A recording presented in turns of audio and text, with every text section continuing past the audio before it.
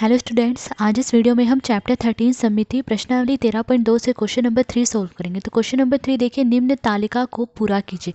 तो देखिए यहाँ पर हमें ये तालिका दी गई है, हमें इस तालिका को पूरा करना है। तो देखिए क्वेश्चन में जिन्होंने तालिका दी गई है वैसी तालिका मैंने यहाँ पर बना ली है। देखिए यहाँ पर आकार लिखे गए हैं, यहाँ आकृति खाका या रूपरेखा यानी इन आकारों की कैसी आकृति बनेगी वो यहाँ पर बनाई गई है। और यहाँ सममिति की रेखाओं की संख्या लिखी गई है कि इन आकृति पे हम कितनी सममित रेखाएं खींच सकते हैं, वो यहाँ लिखी गई है। अब देखिए सबसे पहला आकार क्या है, समबाहु त्रिभुज। समबाहु त्रिभुज क्या होती है, ऐसी त्रिभुज जिसकी तीनों भुजाओं की लंबाई बराबर हो, समबाहु त्रिभुज कहलाती है। तो यहाँ पर देखिए उन्होंने समबाहु त्रिभुज की आकृति पहले से ही बना के दी है। देखिए एक समबाहु त्रिभुज है, इसकी इन तीनों भुजाओं की लंबाई बराबर है और उन्होंने दे रखा है कि इस समबाहु त्रिभुज में 3 सममित रेखाएं खींची जा सकती हैं इस तरह से। तो देखिए सबसे पहली जो है सममित रेखा इस तरह से खींची गई है। देखिए इस शीर्ष को इसके सामने वाली भुजा के मध्य बिंदु से मिलाते हुए जो ये एक सममित रेखा खींची गई है। तब इस आकृति के देखिए ये 2 बराबर भाग हो रहे हैं। अगर इस भाग को मैं उठाकर इस तरह से दूसरे भाग के ऊपर रखूंगी तो दोनों भाग एक दूसरे को पूरी तरह से ढक लेंगे। फिर दूसरी सममित रेखा देखिए इस तरह से खींची गई है, ये शीर्ष है। अब इस शीर्ष को ले लिया और इसके सामने वाली जो भुजा है इसके मध्य बिंदु को मिलाते हुए दूसरी सममित रेखा खींची है। फिर तीसरी सममित रेखा इस तरह से खींची हुई है। ठीक है, तो इस समबाहु त्रिभुज में 3 सममित रेखाएं खींची जा सकती हैं, उन्होंने हमें दिया है। अब अगली आकृति देखिए क्या है, वर्ग। अब सबसे पहले तो हमें वर्ग की आकृति यहाँ पर बनानी है, मैंने पहले से ही बना ली है। वर्ग क्या होता है, देखिए ऐसी बंद आकृति जिसकी 4 भुजाएं होती हैं और सभी चारों भुजाएं जो है वो बराबर होती है और वर्ग का प्रत्येक कोण जो है 90 डिग्री का होता है। तो यहाँ पर देखिए ये मैंने वर्ग की आकृति बनाई, इसकी देखिए चारों भुजाएं जो है बराबर लंबाई की है। अब हमें ये बताना है कि इस वर्ग में हम कितनी सममित रेखाएँ खींच सकते हैं। तो देखिए सममित रेखा क्या होती है, एक ऐसी रेखा जो किसी आकृति को 2 बराबर भागों में बांटे, सममित रेखा कहलाती है। तो अब देखिए वर्ग में हम कितनी सममित रेखाएं खींच सकते हैं। तो देखिए सबसे पहले इस भुजा के मध्य बिंदु को इसके सामने वाली भुजा के मध्य बिंदु से मिलाते हुए हम एक सममित रेखा इस तरह से खींच सकते हैं।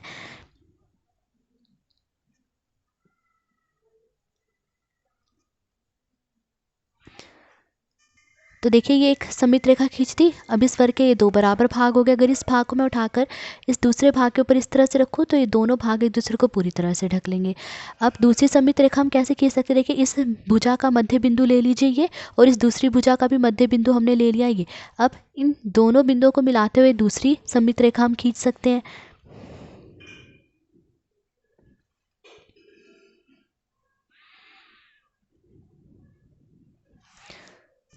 तो ये देखिए ये दूसरी सममित रेखा हमने खींच दी। अब इस वर्ग के ये 2 बराबर भाग हो गए हैं। ठीक है, अब इस भाग को उठाकर मैं इस तरह से दूसरे भाग के ऊपर रखूँगी तो ये दोनों भाग एक दूसरे को पूरी तरह से ढक लेंगे।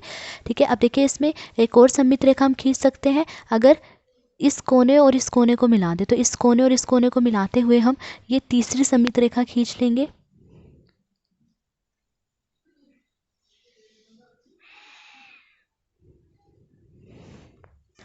तो देखिए ये तीसरी सममित रेखा हमने खींच दी। अब इस वर्ग के ये 2 बराबर भाग हो गए। अगर इस भाग को उठाकर इस तरह से दूसरे भाग के ऊपर रखूँ तो दोनों भाग दूसरे को पूरी तरह से ढक लेंगे। अब देखिए इसमें एक और सममित रेखा हम खींच सकते हैं। अगर इस कॉर्नर और इस कॉर्नर को मिला दे तो इस कॉर्नर और इस कॉर्नर को मिलाते हुए एक और सममित रेखा हम खींच लेंगे।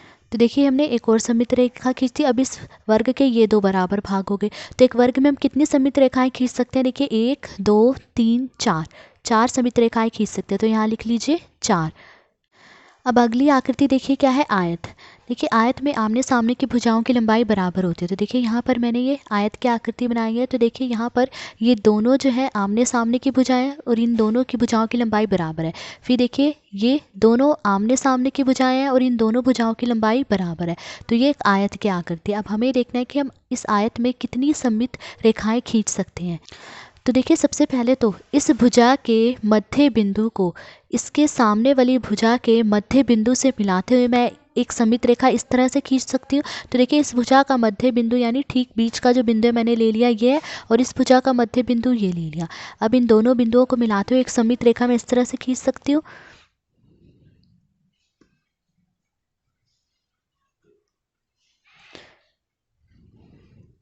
तो देखिए ये एक सममित रेखा मैंने खींच दी। अब इस आकृति के 2 बराबर भाग हो गए। अगर इस भाग को उठाकर मैं इस दूसरे भाग के ऊपर रखूँ तो दोनों भाग एक दूसरे को पूरी तरह से ढक लेंगे। अब इसमें देखिए मैं एक और सममित रेखा खींच सकती हूँ। देखिए इस भुजा के मध्य बिंदु को इसके सामने वाली भुजा के मध्य बिंदु से मिलाते हुए इस तरह से मैं दूसरी सममित रेखा खींच सकती हूँ। तो इस भुजा का मध्य बिंदु ये ले लिया, ठीक है, ये इस भुजा का मध्य बिंदु और इसके सामने वाली भुजा का मध्य बिंदु ये है। तो इन दोनों बिंदुओं को मिलाते हुए मैं सममित रेखा खींचूंगी। तो देखिए ये दूसरी सममित रेखा भी मैंने खींच दी। अब इस आकृति के ये दो बराबर भाग हो गए। अगर इस भाग को उठाकर इस तरह से दूसरे भाग के ऊपर रखूंगी तो दोनों भाग एक दूसरे को पूरी तरह से ढक लेंगे। अब देखिए आयत में सिर्फ दो ही सममित रेखाएं खींची जा सकती हैं। अगर मैं इस कॉर्नर और इस कॉर्नर को मिलाते हुए एक सममित रेखा खींचूंगी तो देखिए तब इस आकृति के ये दो भाग होंगे, पर ये दोनों भाग जो बराबर नहीं होंगे, क्योंकि इस भाग को उठाकर जब मैं इस दूसरे भाग के ऊपर रखूंगी तो ये दोनों भाग एक दूसरे को पूरी तरह से नहीं ढकेंगे। तो आयत में सिर्फ दो ही सममित रेखाएं खींची जा सकती हैं। तो यहाँ पर हम लिख लेंगे दो, क्योंकि दो ही सममित रेखाएं खींची जा सकती हैं। उसके बाद देखिए अगली आकृति है समद्विबाहु त्रिभुज। अब देखिए समद्विबाहु त्रिभुज क्या होती है? ऐसी त्रिभुज जिसमें दो भुजाओं की लंबाई बराबर हो वो समद्विबाहु त्रिभुज कहलाती है। तो देखिए यहाँ पर ये एक समद्विबाहु त्रिभुज है। इसमें देखिए इन दोनों भुजाओं की लंबाई बराबर है। तो यहाँ पर मैंने समद्विबाहु त्रिभुज बना ली है, ठीक है। अब ये बताना है कि समद्विबाहु त्रिभुज पे कितनी सममित रेखाएं खींची जा सकती हैं। तो देखिए समद्विबाहु त्रिभुज में सिर्फ एक ही सममित रेखा खींची जा सकती है, वो भी इस तरह से। इस शीर्ष को इसके सामने वाली भुजा के मध्य बिंदु से मिलाते हुए जो है सममित रेखा खींच सकते हैं हम। तो देखिए इस भुजा का मध्य बिंदु ये है, मतलब बीच का जो बिंदु है। अब इस बिंदु को इस शीर्ष से मिलाते हुए सममित रेखा खींचेंगे। तो देखिए हमने ये एक सममित रेखा खींच दी। अब इस त्रिभुज के दो बराबर भाग हो गए। अगर इस भाग को उठाकर इस तरह से दूसरे भाग के ऊपर रखूंगी तो दोनों भाग दूसरे को पूरी तरह से ढक लेंगे। तो देखिए समद्विबाहु त्रिभुज में सिर्फ एक ही सममित रेखा खींची जा सकती है। देखिए अगर मैं इसमें इस तरह से एक सममित रेखा खींचूंगी तब इस आकृति के ये दो भाग होंगे और ये दोनों भाग बराबर नहीं होंगे। अगर इस भाग को उठाकर इस तरह से दूसरे भाग के ऊपर रखूंगी तो दोनों भाग दूसरे को पूरी तरह से नहीं ढकेंगे। और अगर मैं ऐसे में सममित रेखा खींचूंगी तब इस आकृति के ये दो भाग होंगे और ये दोनों भाग बराबर नहीं होंगे। तो समद्विबाहु त्रिभुज में सिर्फ एक ही सममित रेखा खींची जा सकती है, वो भी इस तरह से। उसके बाद देखिए अगली आकृति है समचतुर्भुज। देखिए समचतुर्भुज में चार भुजाएं होती हैं और सभी चारों भुजाओं की लंबाई बराबर होती है। पर समचतुर्भुज में देखिए प्रत्येक कोण 90 डिग्री का नहीं होता। वर्ग और समचतुर्भुज में यही अंतर है। देखिए वर्ग में भी चारों भुजाएं बराबर होती है, पर वर्ग में प्रत्येक कोण 90 डिग्री का होता है। और समचतुर्भुज में चारों भुजाओं की लंबाई बराबर तो होती है, पर प्रत्येक कोण 90 डिग्री का नहीं होता। तो देखिए यहाँ पर ये मैंने एक समचतुर्भुज की आकृति बना दी है। अब ये देखना है कि समचतुर्भुज में कितनी सममित रेखाएं खींची जा सकती हैं। तो देखिए समचतुर्भुज में अगर मैं ऐसे में सममित रेखा खींचूंगी तो देखिए तब इस आकृति के ये दो भाग होंगे, पर ये दोनों भाग बराबर नहीं आ रहे हैं। अगर इस भाग को मैं उठाकर इस दूसरे भाग के ऊपर रखूंगी तो दोनों भाग एक दूसरे को पूरी तरह से नहीं ढकेंगे। अगर ऐसे में सममित रेखा खींचूंगी तब इस आकृति के ये दो भाग होंगे और ये दोनों भाग बराबर नहीं होंगे।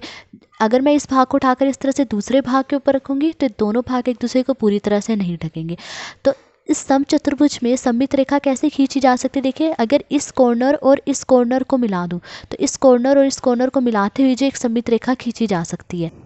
तो देखिए इस कॉर्नर और इस कॉर्नर को मिलाते हुए मैंने एक सममित रेखा खींची थी। अब इस आकृति के देखिए ये दो बराबर भाग हो गए हैं। अगर मैं इस वाले भाग को उठाकर इस तरह से दूसरे भाग के ऊपर रखूंगी तो दोनों भाग एक दूसरे को पूरी तरह से ढक लेंगे, ठीक है। तो एक सममित रेखा इस तरह से खींची जा सकती है। और दूसरी सममित रेखा कैसे खींच सकते हैं हम? देखिए अगर इस कॉर्नर और इस कॉर्नर को मिला दें तो इस कॉर्नर और इस कॉर्नर को मिलाते हुए ये दूसरी सममित रेखा हम खींच सकते हैं। तो देखिए ये दूसरी सममित रेखा हमने खींच दी इस कॉर्नर और इस कॉर्नर को मिलाते हुए, या कह लीजिए इस बिंदु और इसके सामने वाले बिंदु को मिलाते हुए दूसरी सममित रेखा हमने खींच दी। अब इस आकृति के ये दो भाग हो गए। अगर इस भाग को मैं उठाकर इस दूसरे भाग के ऊपर रखूंगी तो ये दोनों भाग एक दूसरे को पूरी तरह से ढक लेंगे, क्योंकि ये दोनों भाग जो है बराबर हैं, ठीक है। तो एक समचतुर्भुज में कितनी सममित रेखाएं खींची जा सकती हैं? दो। उसके बाद देखिए अगली आकृति है वृत्त। अब हमें बताना है कि हम वृत्त में कितनी सममित रेखाएं खींच सकते हैं। तो देखिए सबसे पहले तो वृत्त की यहाँ पर मैंने आकृति बना ली। वृत्त इसी आकार का होता है। अब ये देखना है कि इस वृत्त में हम कितनी सममित रेखाएं खींच सकते हैं।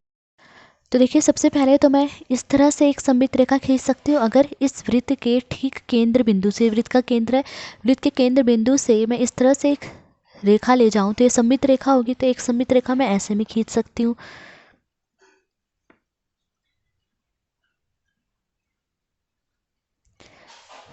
तो देखिए इस वृत्त के दो बराबर भाग हो गए। अगर इस भाग को उठाकर इस तरह से दूसरे भाग के ऊपर रखूंगी तो दोनों भाग दूसरे को पूरी तरह से ढक लेंगे। फिर देखिए मैं इस तरह से भी सममित रेखा खींच सकती हूँ, पर ये ध्यान रखें कि वो सममित रेखा वृत्त के केंद्र से होकर जानी चाहिए, तभी दो बराबर भाग होंगे वृत्त के।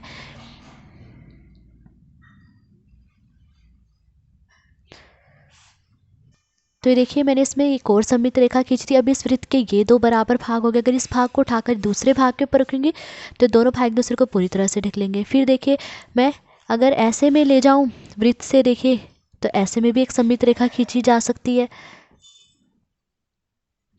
वो सममित रेखा वृत्त के केंद्र से होके जानी चाहिए। तो देखिए ये एक और सममित रेखा मैंने खींच दी। फिर देखिए मैं ऐसे में भी सममित रेखा खींच सकती हूँ।